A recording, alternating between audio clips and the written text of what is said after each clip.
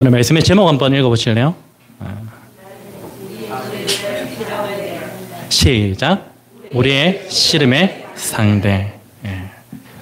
누구일까요? 이미 답은 잘 알고 계시죠? 답은 잘 알고 계시는데, 그래서 우리가 사단이 어떤 존재인지, 또 그래서 우리가 어떻게 또 싸워야 되는지에 대한 그런 부분들을 좀 함께 나누고자 합니다. 우리는 지금 에베소서 마지막 부분을 향해 달려가고 있습니다. 이제 얼마 남지 않았습니다. 근데 한 달 반 정도 그렇게 또 디테일한 부분들을 또 살펴봐야 되기 때문에 좀 많은 시간 할애해서 또 마지막까지 또 하나님의 말씀을 좀 살펴보도록 할 텐데요. 그래서 지난 시간까지의 내용을 한번 우리가 정리해 보자면은 간단하게 이렇게 정리할 수 있습니다. 지금까지 우리는 에베소서를 통해서 하나님께서 우리를 향하신 그 구원 계획이 얼마나 크고 놀라운지에 대해서 알게 되었습니다. 특별히 우리는 삼위 하나님의 그 사역에 의해서 구원받은 존재들이죠. 곧 예수 그리스도의 은혜와 하나님의 사랑과 성령의 그 인도하심 가운데서 사망에 있던 자들이 생명으로 그렇게 옮겨진 그런 존재가 되었음을 알게 되었고요.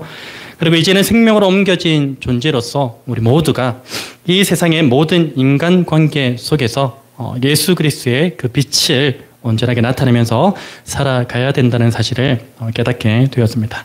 지난 시간까지 완전히 압축해서 말씀드린 내용입니다. 이제 오늘 본문에서 이 바울은요, 독자들에게 마지막 권면을 하고 있습니다. 오늘 본문 10절이 뭐라고 시작하죠? 끝으로. 마지막 권면이라는 것입니다. 바울은 오늘 우리를 포함한 에베소서 독자들에게 먼저는 삼위 하나님에 대한 모든 교리를 가르쳐 줬습니다. 그리고 이제 끝으로라는 그 단어를 사용하면서 무언가 의미심장한 그런 권면을 하려는 것처럼 보입니다. 우리도 뭐 부모님의 유언을 들으신 분도 계시겠지만, 부모님의 유언이 이제 평소에 하는 분들도 계시지만, 또 죽음 앞에서 마지막으로 그런 말씀을 하시잖아요. 마지막에 그 말씀이 참 의미심장하다. 그런 사실은 잘 알고 있을 겁니다. 그래서 바울도 끝으로라는 그 단어를 사용하면서 에베소서 독자들에게, 오늘 우리에게 정말 의미심장한 그 메시지를 전해주고자 하는 것처럼 그렇게 보여지는 것이죠. 여러분, 끝으로라는 말에는 무언가 새로운 가르침이 있다라는 것을 전제합니다. 앞선 가르침과 같은 맥락이긴 하지만 또 다른 새로운 그런 가르침을 전제한다는 것을 알 수가 있습니다. 바울이 앞선 본문까지는 대부분 교리적인 그런 부분들, 교리적인 가르침에 중점을 두었더라면 지금부터는 교리에 근거한 실제적인 그 부분에 대한 가르침에 중점을 두고 있다고 볼 수가 있습니다. 이것을 다른 말로 제가 한번 표현을 해보자면 제가 이렇게 표현이 되어지더라고요. 교리는 실전을 위한 준비 운동이다. 다시 한번요. 교리는 실전을 위한 준비 운동이다. 꼭 기억하세요. 교리는 실전을 위한 준비 운동이다. 이 표현으로 좀 대체할 수 있을 것 같습니다. 여러분, 스포츠 경기에서 선수들이 실전에 투입되기 이전에 가장 먼저 하는 것이 있습니다. 뭘 가장 먼저 합니까? 몸을 먼저 풉니다. 준비 운동을 가장 먼저 하게 되는 것이죠. 축구나 야구나 농구 할 것 없이 모든 스포츠에는요, 이 준비 운동 없이 실전 경기에 투입되는 경우는 하나도 없을 것입니다. 만약에 준비 운동 없이 실전에 투입되게 되면 어떤 어려움을 당하게 되죠? 부상을 입게 된다거나 경기에서 처절한 패배의 그런 요인으로 자리 잡고 말게 될 것입니다. 이 세상에 속하여 살아가는 그리스도인도 마찬가지입니다. 우리에게도 준비 운동이 필요합니다. 이 세상을 살아가기 위해서. 하나님께 속하여서 이 하나님의 말씀의 가르침을 받은 우리가 이 말씀이 없는 상태로 세상에 나아가면 어떻게 될까요? 100이면 100번 시험 당하여 패배하거나 어려움을 겪게 될 것은 불보듯 뻔합니다. 하나님의 말씀이 이 지구상의 수십억 인구 가운데 특별히 누구에게 주어졌죠? 나에게 주어졌습니다. 수십억이라는 데는 그 수많은 인구 가운데 그 말씀이 나에게 주어졌다는 겁니다. 하나님의 말씀이 내게 주어졌다는 그 이유는 무엇일까요? 그 이유는 명백합니다. 왜 그 말씀이 내게 주어졌냐면 바로 죄의 영향력 아래에 있는 이 세상 가운데서 시험 당하여서 넘어지거나 패배하지 말고 끝까지 믿음을 지키면서 주님이 다시 오시는 그날까지 그것을 소망하며 살아가기 위해서 우리에게 당신의 그 말씀을 주신 줄로 믿습니다. 여러분, 오늘 하나님의 자녀된 우리를 넘어지게 하고 그리고 실패하게 만드는 그런 존재가 있습니다. 우리는 그 존재가 어떤 존재인지 이미 답은 다 알고 있습니다. 때때로는 그것이 사람이 될 수도 있습니다. 사람이 나를 넘어지게 하기도 하고, 그리고 여러 가지 상황이나 환경의 요인들이 나를 넘어지게 하고 실패하게 만드는 그런 원인이 될 수도 있을 것입니다. 그러나 그것은 표면적인 것에 불과할 뿐이죠. 실제로 우리를 넘어지게 하고 실패하게 만드는 존재는 누구입니까? 사단이라고도 불리는 마귀라는 존재입니다. 여러분, 마귀라는 존재는 그리스도인에게 있어서 영적 싸움의 실제라고 볼 수 있는 것입니다. 하나님의 말씀이 우리 안에 들어오는 그 순간부터 우리는 어떤 전쟁이 시작됩니까? 마귀와의 영적 싸움이 시작되는 것이죠. 마귀는 하나님의 말씀 없이 죄를 먹고 마시며 살아가는 사람들에게는요, 절대 싸움을 걸지 않습니다. 혹시 마귀가 나에게 싸움을 걸지 않으면 한번 내 삶을 돌아봐야 돼요. 여러분, 왜 마귀는 하나님의 말씀 없이 살아가는 사람들에게 싸움을 걸지 않을까요? 이유는 간단합니다. 우리 주님께서 요한복음 48장 44절에 말씀하셨는데, 그 말씀에 의하면요, 하나님의 말씀 없이 죄를 먹고 마시면서 살아가는 모든 자들은 마귀에게서 난 존재라고 그렇게 증거하고 있기 때문입니다. 하나님께로부터 난 자들은 항상 마귀의 싸움에 노출되어 있는 존재들입니다. 그러나 굳이 하나님의 말씀이 없는 자들은 마귀가 건드릴 필요가 없습니다. 이미 사망의 길로 가고 있기 때문이죠. 반면에 하나님의 은혜로 말미암아서 이 사망에서 생명으로 옮겨진 존재, 곧 생명의 말씀을 가진 존재들은요, 항시 마귀의 공격 대상이 되는 것입니다. 베드로전서 5장 8절에서 이 마귀가 하나님의 자녀들을 우는 사자와 같이 삼킬 기회를 엿보는 그런 존재로 규정하고 있는 것만 보아도 하나님의 자녀들은 마귀에게 있어서 제1의 공격 대상이라는 사실을 확인할 수 있게 되는 것입니다. 여러분, 그렇다면 이 상시 마귀의 공격에 노출되어져 있는 이 하나님의 자녀들은 과연 마귀의 공격에 어떻게 대처해야 할까? 그것을 우리가 살펴볼 필요가 있을 것입니다. 그것에 대해서 오늘 바울은 오늘 본문을 시작으로 상세하게 증거하고 있는 것을 볼 수가 있습니다.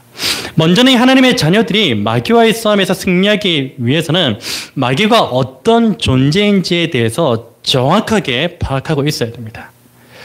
여러분, 고대 중국의 병법서 중에 하나인 손자병법에 이런 말이 있습니다. 지피지기 백전불패가 아니고, 우리는 패로 많이 알고 있잖아요. 패가 아니고 태입니다. 태.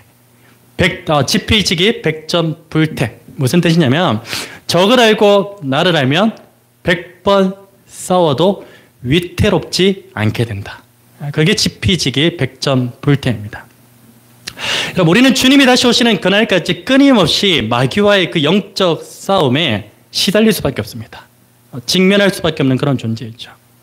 그런데 주님 다시 오시는 그날까지는 그 누구도 마귀와 100번 싸우면 100번 다 이길 수 없다는 사실을 우리는 기억해야 됩니다. 그러나 우리가 마귀가 어떤 존재인지에 대해서 알고 있으면요, 적어도 마귀와의 그 싸움에서 우리는 위태롭지 않게 된다는 그 사실 또한 우리는 잘 알고 있어야 됩니다. 여러분, 성경에서 증거하는 마귀는 어떠한 존재입니까? 먼저 이 마귀는 헬라어로 디아볼로스라는 그런 단어를 사용하고 있습니다. 이 단어의 뜻은 먼저 중상자라는 그런 의미를 가지고 있는데, 이 중상자가 어떤 뜻이냐면 근거 없는 말로 남을 헐떡거나 명예를 더럽히는 그 존재를 가리켜서 중상자랍니다. 우리가 흔히 중상모략한다라는 그런 말을 잘 알고 있잖아요. 그런 의미입니다. 그리고 디아블로스라는 디아블로스는 어떤 뜻을 가지고 있냐면 고소하는 자, 그리고 비난하는 자, 그런 의미를 가지고 있습니다. 여러분, 마귀의 존재는 성경 곳곳에서 등장하는 것을 우리는 잘 알고 있습니다. 뭐 창세기 시작부터 요한계시록 마지막까지 마귀의 존재는 항상 존재하고 있다는 것이죠. 구약에서 이 마귀의 존재가 두드러지게 나타난 곳을 좀 우리가 좀 상기하자면은 창세기와 그리고 욥기서 정도로 볼 수 있을 것입니다. 창세기에서의 마귀는 첫사람 아담을 실패의 늪으로 빠뜨리기 위해서 자신의 존재를 드러냈습니다. 그리고 욥기에서 등장하는 마귀는 하나님 앞에서 욥을 중상모략합니다. 마귀는 하나님께 욥이 아무 이유 없이 하나님을 경외하는 것이 아니라고 그렇게 말하면서 욥을 중상모략해요. 그리고 시험하여서 넘어뜨리려고 했던 그런 존재가 바로 마귀입니다. 신약에서는 어떨까요? 신약에서 이 마귀는 온갖 질병으로, 온갖 귀신 들림으로 자신의 존재를 드러냈습니다. 그리고 심지어 첫사람 아담의 실패를 이끌어냈던 그 마귀는요, 마지막 아담의 신 예수 그리스도마저 넘어뜨리기 위해서 광야에서 40일 금식 기도를 마치신 예수님께 나타나서 자신의 존재를 과시하기도 했던 것을 우리는 잘 알고 있습니다. 또한 마귀는 예수님의 제자 중 한 사람이었던 가룟 유다에게 자신의 존재를 드러내죠. 그러면서 하나님의 나라를 위협하기도 했습니다. 무엇보다 이 마귀는요, 지금도 하나님의 자녀들이 하나님의 그 나라와 주님의 몸된 교회를 온전히 세워나가지 못하도록 자신의 존재를 가감없이 드러내고 있는 그런 중입니다. 여러분, 여기서 우리는 마귀의 공격 패턴을 정확하게 알 수가 있습니다.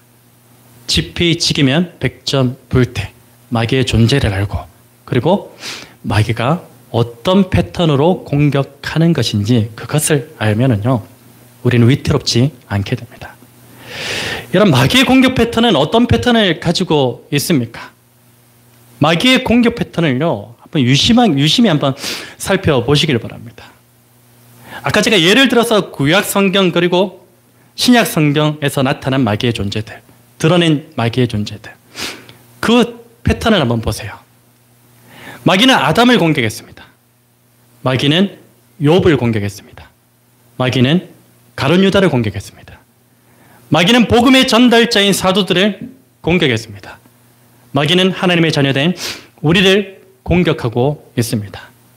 마귀는 심지어 하나님의 아들이신 예수 그리스도마저 무너뜨리려고 공격했습니다. 여기서 이 마귀의 공통된 패턴이 무엇인지 아시겠습니까? 마귀의 공격 패턴은 이겁니다. 바로 마귀는 메시지를 공격하는 것이 아니라 메신저를 공격하고 있다는 것입니다. 다시 말해, 마귀는 하나님의 말씀을 공격하는 것이 아니라 하나님의 말씀을 가진 자들을 공격하고 있다는 것입니다.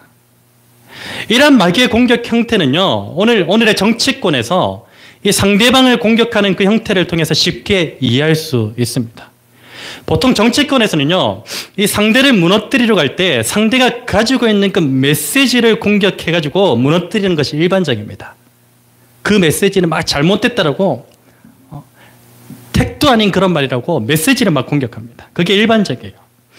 그런데 상대방이 가진 그 메시지가 진짜일 때, 팩트일 때, 사실일 때는 메시지를 공격해봤자 타격이 안 갑니다. 메시지를 공격해봤자 타격을 줄 수 없기 때문에 그때부터는 무엇을 공격하냐면 메시지를 전달하는 메신저를 공격합니다. 메신저의 도덕성을 공격합니다. 저 사람 도덕적으로 이런 문제가 있던데? 그리고 메신저의 연약한 부분에 집중해서 조명해서 그것을 공격합니다. 그렇게 되면 메신저가 가진 이 메시지가 아무리 팩트이고 사실이라 할지라도 사람들의 시선은 어디에 가 있습니까? 메시지가 아니라 메신저에게 갈 수밖에 없다는 겁니다. 그래서 사람들의 시선이 메신저에게 집중되어지기 때문에 메신저가 가진 이 메시지의 효력이 약화될 수밖에 없는 것입니다. 무기력하게 되는 것이죠. 메신저를 공격해서 메시지를 무력화시키는 것, 이것이 바로 정치권에서 상대방을 무너뜨릴 때 자주 사용하는 방법입니다. 여러분, 마귀가 하나님의 자녀인 우리를 무너뜨리려고 할 때도 이와 똑같은 방법을 사용합니다. 마귀는 결단코 우리가 가지고 있는 메시지, 곧 하나님의 말씀을 공격할 수 없어요. 공격하지도 못합니다. 왜 그러냐면 하나님의 말씀은 영원토록 변하지 않는 진리이기 때문인 줄 믿습니다. 진리니까 절대 공격을 못하는 거예요. 변하지 않는 진리니까. 이사야 40장 8절 말씀에 이런 말씀이 있어요. 푸른 말고 꽃은 시드나 우리 하나님의 말씀은 영원히 서리라. 영원하대요, 하나님의 말씀이. 마귀가 아무리 메시지를 공격해봤자, 하나님의 말씀을 공격해봤자 하나님의 말씀은 변하지 않아요. 이미 굳건하게 서 있어요. 그래서 메시지를 공격 못하는 겁니다. 혹여 마귀가 우리가 가진 그 메시지를 공격한다 할지라도 그 메시지는 진리이기 때문에 결단코 무너지거나 사라지지 않아요. 그래서 마귀는 도무지 메시지를 공격할 수 없기 때문에 메신저인 우리를 시도 때도 없이 공격하는 것입니다. 마귀는 메신저를 넘어뜨리기 위해서 메신저 주변에 온갖 덫을 쳐놓습니다. 온갖 올무를 나열해 놓습니다. 마귀는 요한 1서 2장 16절에서 증거하고 있듯이 이 메신저의 주변에 육신의 정욕, 안목의 정욕, 이생의 자랑이라는 그 덫과 올무를 쳐놓고서 그들이 넘어지기만을 기다리는 존재입니다. 여러분, 육신의 정욕과 안목의 정욕, 그리고 이 이생의 자랑으로 하나님의 말씀을 가진 메신저들을 넘어뜨려서 그들이 가지고 있는 이 메시지를 약화시키고 무력하게 만들어버리는 것이 사단의 괴계입니다. 마귀의 유일한 괴계예요. 예를 들면 현 시대 가운데 수많은 기독교인들이 존재해요.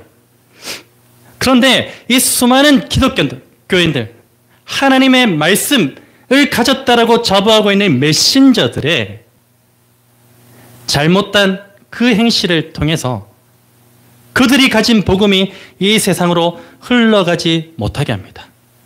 그래서 이 복음은 계속해서 정체되어 퇴행하고 있는 그런 상황이 오늘 이 시대의 상황인 것이죠.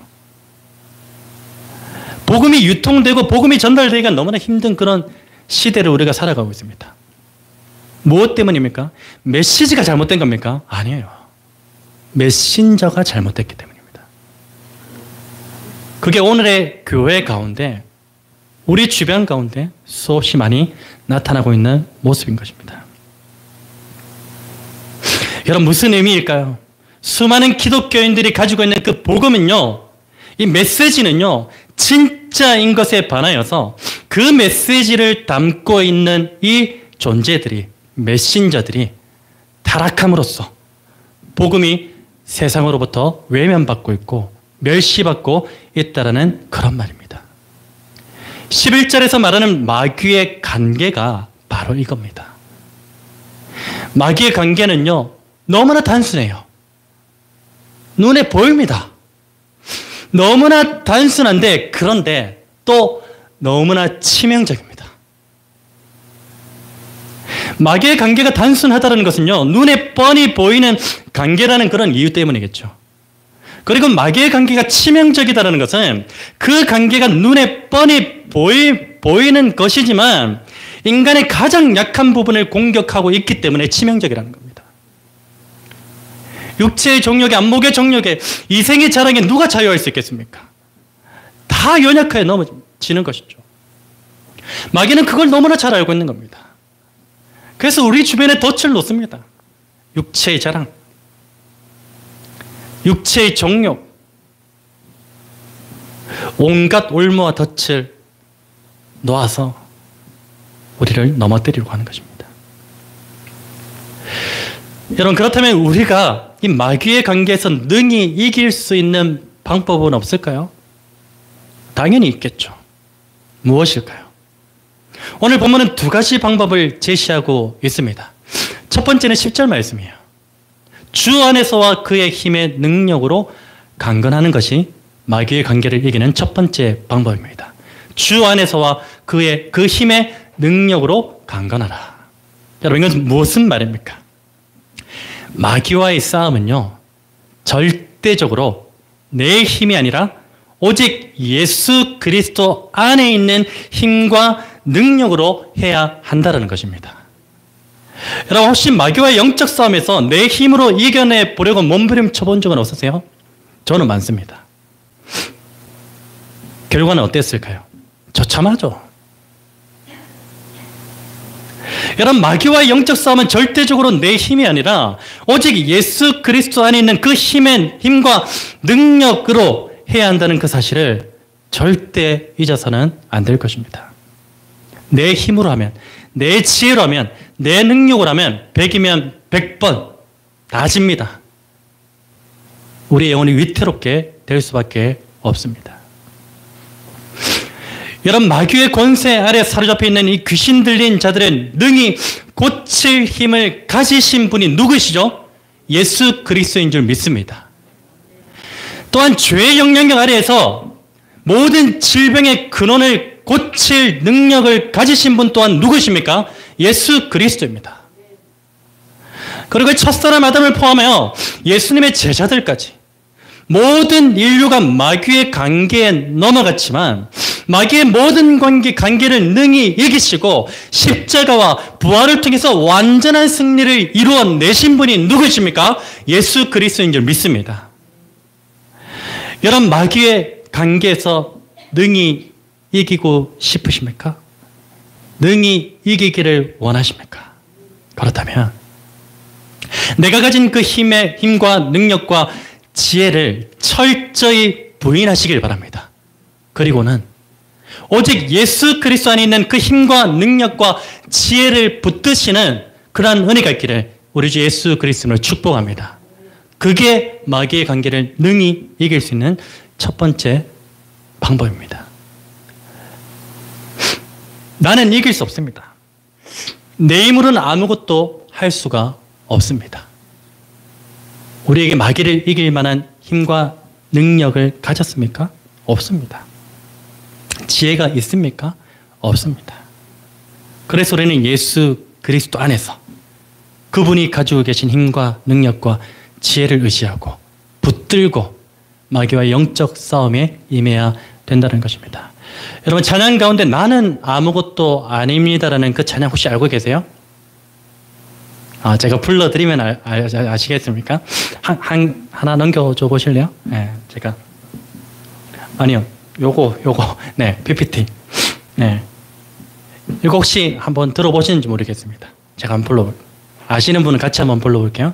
나를 철저하게 부인하는 거예요. 네. 내가 가진 지혜는 아무것도 아니다. 내가 가진 힘은 아무것도 아니다. 그걸 철저히 부인하는 거예요. 우리 코드가 없어서 잘 못 치시겠죠? 안 치셔도 됩니다. 어차피 이건 제가 없이 하려고 했어요. 같이 한번 불러보겠습니다. 첫 음만 한번 그러면은 나는 조금 높게 부를게요. 나는 아무것도 아닙니다. 주님의 사랑이 없으면 나는 아무것도 모릅니다. 주님의 지혜가 없으면 나는 아무것도 못합니다. 나는 아무것도 못합니다. 주님의 능력이 없으면 나는 한순간도 못 삽니다. 주님의 생명이 없으면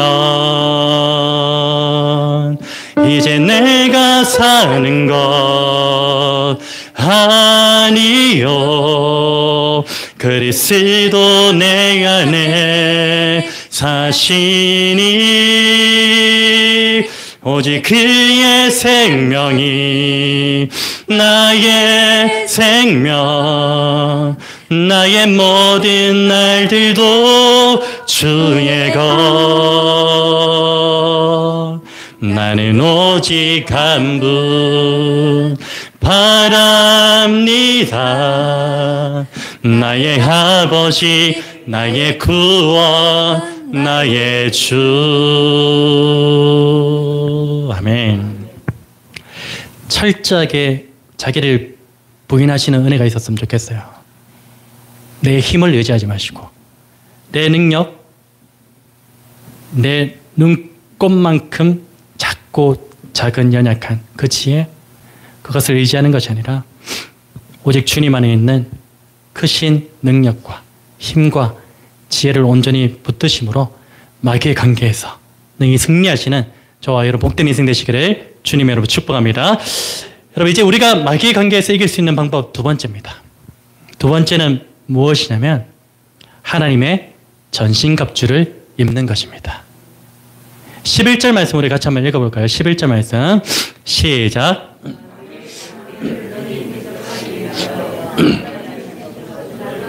한 번 더요. 마귀의 관계를 능히 대적하기 위하여 하나님의 전신갑주를 입으라. 아멘. 여러분 하나님의 전신갑주에 대해서는 이후의 본문에 이제 드러나고 있거든요. 이후의 본문을 통해서 자세하게 한번 살펴보도록 하고요. 오늘은 중요한 사실 한 가지만 좀 나누기를 원합니다. 하나님의 전신갑주는 몇 가지 종류가 있죠? 계산해 보세요. 하나, 둘, 셋, 넷, 다섯, 6개죠. 6가지입니다. 허리띠, 호심경, 신발, 방패, 투구, 검. 6가지입니다. 여러분 하나님의 전신갑주의 종류를 잘 보시면요, 완전체라는 것을 알 수가 있습니다. 완전체입니다. 하나님의 전신갑주가 완전체라는 그 의미는 무엇을 의미하냐면 마귀와의 영적 싸움에 필요한 모든 무기가 이 안에 다 있다는 겁니다. 곧 공격 무기뿐만 아니라 방어하는 그 무기까지 완벽하게 갖추어 있다는 그 말이에요. 그래서 하나님의 전신갑주는 완전체라는 것입니다. 이것만 붙들면 돼요.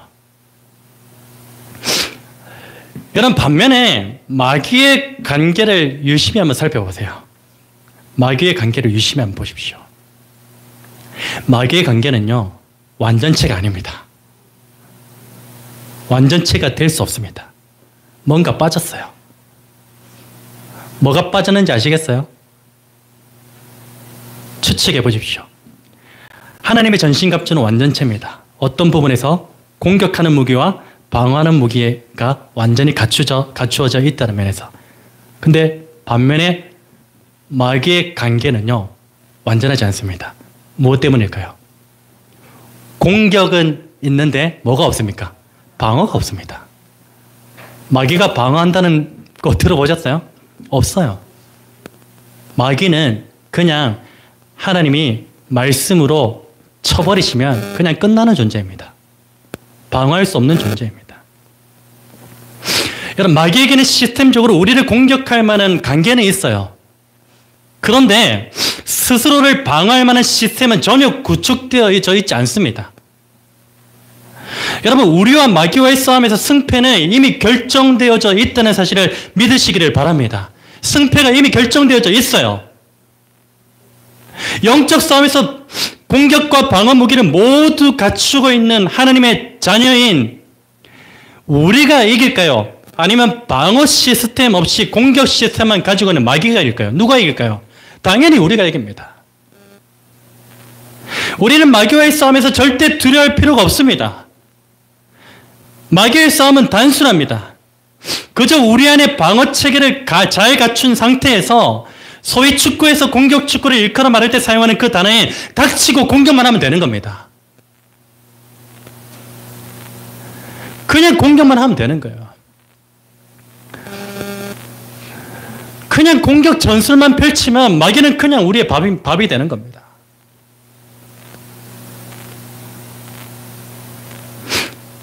이스라엘 백성, 출애굽 백성들이 가나안을 정복할 때 어떤 정탐꾼들은 두려움에 떨었지만 또 어떤 정탐꾼들은 담대함이 있었어요.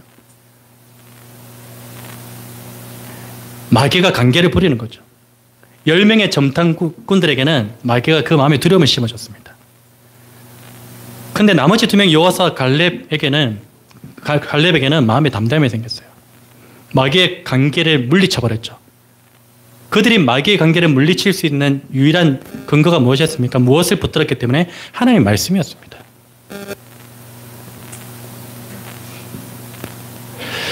여러분, 마귀는 절대로 우리가 가진 공격 무기를 피해갈 수 없습니다. 여러분, 오늘 저와 여러분이 가지고 있는 유일한 공격 무기가 무엇인 줄 아십니까? 무엇이죠? 말씀입니다. 성령의 검, 곧 하나님의 말씀이 우리가 가진 가장 강력한 무기인 줄 믿으시기를 축원합니다. 여러분, 마귀는 절대로 우리가 가진 그 유일한 공격 무기인 하나님의 말씀을 방어할 체계가 없습니다. 방어할 능력도 없다는 사실을 기억하시기를 바랍니다. 마귀의 관계 앞에서 두려워하지 마십시오. 쫄지 마십시오. 담대하시길 바랍니다. 우리에게는 능히 마귀를 무찌를 수 있는, 마귀의 관계를 완전하게 박멸할 수 있는 하나님의 놀라운 말씀이 있기 때문입니다. 여러분, 예수 그리스도께서 광야에서 40일간 금식하신 그 이후에 마귀에게 시험 받으실 때에 그 마귀의 관계를 무엇으로 능히 이기셨습니까? 하나님의 말씀이었습니다. 사랑하는 여러분, 마귀의 관계를 능히 대적하기 위하여서 날마다 하나님의 살아있는 그 말씀으로 방어체계를 구축하시고요. 그리고 하나님의 능력의 말씀으로 마귀의 관계를 담대하게 무찌르시는 은혜가 있기를 주님의 이름으로 축복합니다. 무엇보다도 오늘 저와 여러분의 영적 싸움의 상대는요, 12절의 말씀처럼 내 옆에 있는 사람이 아니에요.